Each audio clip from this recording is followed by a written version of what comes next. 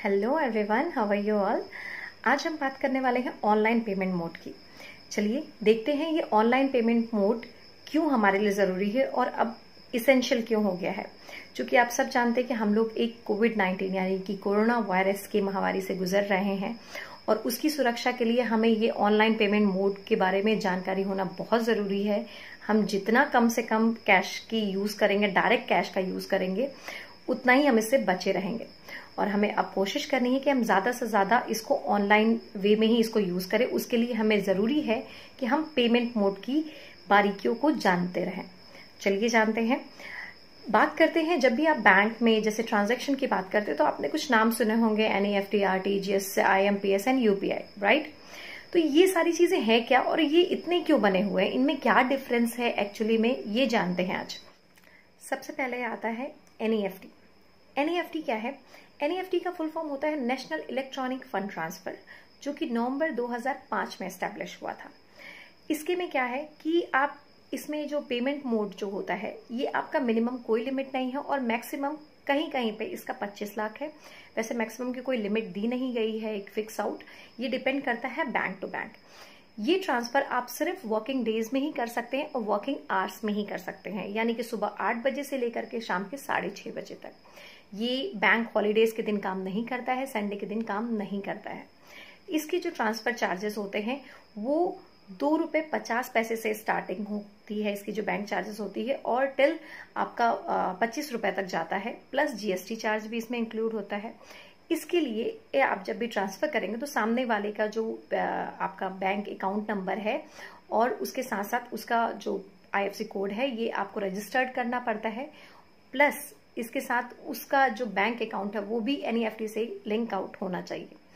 तो आप उसके थ्रू आप आराम से एक पेमेंट मोड के थ्रू आप ट्रांसफर कर सकते हैं। इसके पेमेंट ट्रांसफर होने में करीब आपका 4 से 5 घंटे लग जाते हैं, कभी कभी एक दिन भी लग सकता है, डिपेंड करता है बैंक आप किस बैंक के थ्रू करने वाले हैं। नेक्स्ट है आपका RTGS। RTGS मतलब क्या होता है? RTGS का फुल फॉर्म होता है real time gross settlement.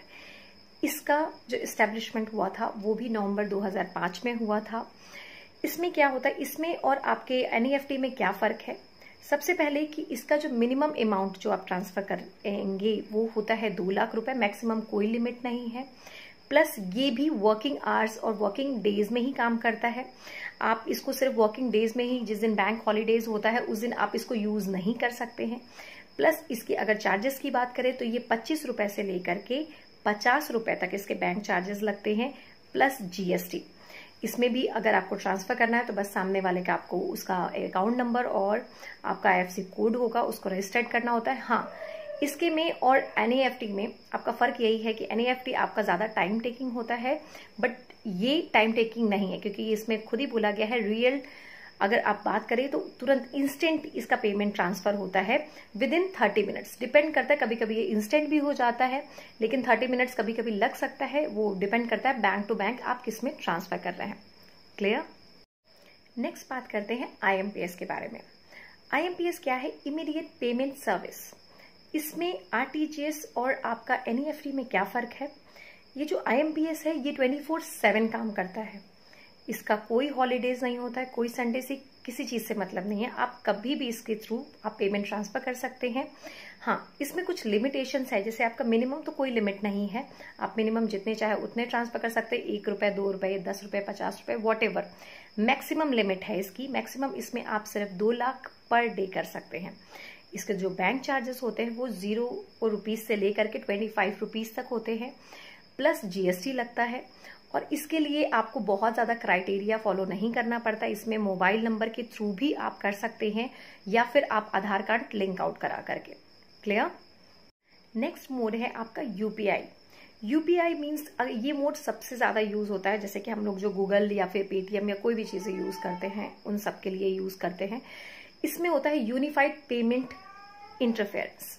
It means होता है, ये इसका जो एस्टेब्लिशमेंट हुआ था वो हुआ था 11 अप्रैल 2016 में। एंड ये भी वर्क जो करता है ये 24/7 करता है और इसका भी जो पेमेंट ट्रांसफर होता है वो इमीडिएट होता है। इसमें मिनिमम भी कोई वो लिमिट नहीं है, मिनिमम आप जितने चाहे उतने करिए।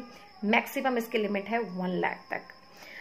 प्लस इसके जो सर्विस चार्ज होते हैं इसमें जो आपके स्टार्टिंग अगर बात करें तो 0 से लेकर के 5 रुपए तक होते हैं, प्लस जीएसटी चार्ज इंक्लूड होता है। इसमें भी आपको बहुत ज्यादा क्राइटेरिया फॉलो करने की जरूरत नहीं है।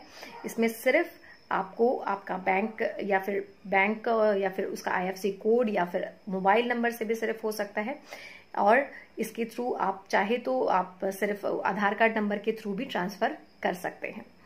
होप सो ये जितनी भी जानकारी मैंने आपको दी है ये आपको क्लियर हो गई होंगी। अब आपको इसमें डाउट नहीं होगा। इसमें ज्यादातर बहुत ज्यादा डिफरेंस नहीं है, ज्यादातर इसमें पेमेंट की लिमिटेशंस की ही डिफरेंस है, वरना और कोई नहीं। और पेमेंट की अगर फास्ट सर्विस की बात करें तो जैसे मैंने एनईएफटी की बात करी, एनईएफटी में आपको 4 से 5 घंटे या फिर उससे ज्यादा लग सकते हैं। आरटीजीएस की बात करें तो 30 मिनट्स लगते हैं। आपका आईएमपीएस की बात करें तो इंस्टेंट हो सकता है, विद इन 30 सेकेंड्स हो सकते हैं। और यूपीआई में भी सेम यही है कि ऑन द स्पॉट ट्रांसफर आप कर सकते हैं। मेरे ख्याल से ये जितनी भी जानकारी मैंने दी है आपको क्लियर हो गई होंगी। अब आपको पेमेंट मोड करने के लिए, डिसीजन लेने के लिए आपको ज्यादा कुछ नहीं करना होगा।